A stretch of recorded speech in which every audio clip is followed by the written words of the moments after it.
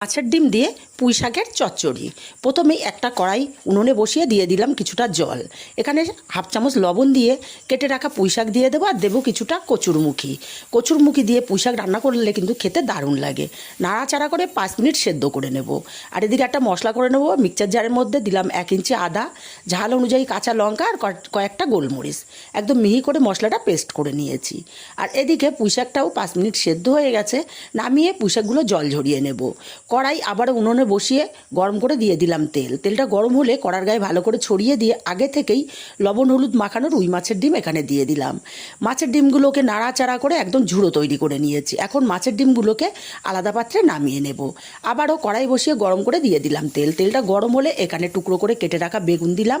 সামান্য একটু লবণ আর হলুদ দিয়ে বেগুনগুলোকে বেশ লাল লাল করে ভেজে নিয়েছি। এখন এই বেগুনগুলোকে উঠিয়ে নেব। আর এই তেলের মধ্যে দিয়ে দিলাম কিছুটা পটল আর কিছুটা চিচিঙ্গা। পটল আর চিচিঙ্গাগুলোও ভালো করে ভেজে নিয়েছি। এখন পটল আর চিচিঙ্গাগুলোকে আলাদা পাত্রে উঠিয়ে নিয়ে এই তেলের মধ্যে হাফ চামচ কালো জিরে ফোড়ন দিয়ে বড় টুকরো করে কেটে রাখা আলু দিয়ে দিলাম। আলুগুলোকে নেড়ে চেড়ে বেশ লাল করে আলুগুলোকে ভেজে নিয়েছি।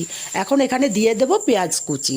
এখন পেঁয়াজ কুচিটাকে আলুর সঙ্গে বেশ লাল লাল করে ভেজে নিয়েছি। এখন এখানে দিয়ে দেব পুঁই শাকের কচি কচি পাতাগুলো।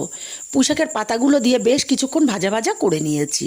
পুঁই শাকের পাতাগুলো ভাজা ভাজা হয়ে গেলে পেস্ট করে রাখা মশলাটাকে দিয়ে মিনিট 2 এভাবে কষিয়ে নিয়েছি। আদা আর কাঁচা লঙ্কার কাঁচা গন্ধ চলে গেলে সেদ্ধ করে রাখা পুঁই শাক আর কচুরমুখী দিয়ে দিলাম। খুব ভালো করে নাড়াচাড়া করে প্রথমে মিশিয়ে নেব। তারপর এখানে দিয়ে দেবো হাফ চামচ হলুদ, স্বাদ মতো লবণ, হাফ চামচ লঙ্কার গুঁড়ো আর 1 চামচ চিনি। পুঁই শাকটাকে মশলার সাথে এইভাবে আরও মিনিট 2 কষিয়ে নেব। মিনিট 2 কষিয়ে নেওয়ার পর এখানে দিয়ে দেব ভেজে রাখা পটল, বেগুন আর চিচিঙ্গা আর মাছের ডিমের ঝুড়িগুলো দিয়ে আরও মিনিট 2 এইভাবে মশলার সাথে পুঁই শাকগুলোকে কষিয়ে নিয়েছি। তারপর এখানে দিয়ে দেব পরিমাণ মতো জল। জলের পরিমাণটা খুব বেশি দিলাম না, অল্প করেই জল দিয়েছি। নাড়াচাড়া করে মিশিয়ে ঢাকা দিয়ে পুঁই শাকটাকে 5 মিনিট রান্না করে নেব। পুঁই শাকটা 5 মিনিট রান্না হতে থাক, ততক্ষণে একটা ভাজা মশলা করে নেব। একটা কড়াইতে 1 চামচ গোটা ধনে, 1 চামচ গোটা মৌরি, 1 চামচ গোটা জিরে দিলাম। মশলাটাকে ভেজে নিয়েছে, সুন্দর গন্ধ বেরিয়ে গেছে। নামিয়ে আমি সরাসরি মিক্সচার জারের মধ্যে দিয়ে দেব। তবে মশলাটাকে একটু ঠান্ডা করে নিয়েছি। মশলাটা একদম মিহি করে গুঁড়ো করে নিয়েছি। আর এইদিকে আমি পুঁই শাকটা ঢাকা দিয়ে 5 মিনিট রান্না করে নিয়েছিলাম। আবার একটু নাড়াচাড়া করে দিয়ে এখানে ভেজে রাখা গুঁড়ো মশলা আমি সম্পূর্ণটাই ব্যবহার করলাম। খুব ভালো করে নাড়াচাড়া করে মিশিয়ে নামিয়ে নিলেই কিন্তু রেডি হয়ে যাবে মাছের ডিম দিয়ে পুঁই শাকের চচ্চড়ি।